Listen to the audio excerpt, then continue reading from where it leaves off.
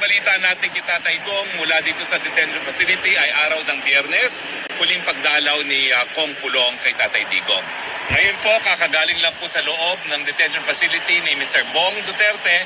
Siya po ang bunsong kapatid ni Tatay Digong. So, Sir Bong, kamusta po si Tatay Digong? He is doing well.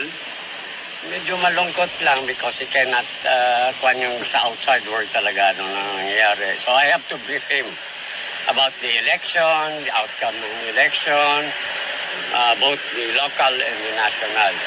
And he's very happy na I told him na you got a very overwhelming vote as mayor of Davao again. So masaya siya.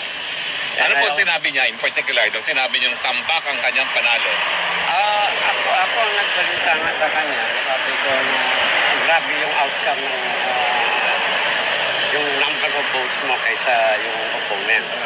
At saka ang Vice Mayor Bastieren, including si Congressman Pulong, and yung anak niya si Omar also won the congressional seat sa 2nd District. And of course, Congressman Unga won sa 3rd District. Ano pong sinabi niya? Yung sinabi niyong overwhelming ang victory? Naka-smile.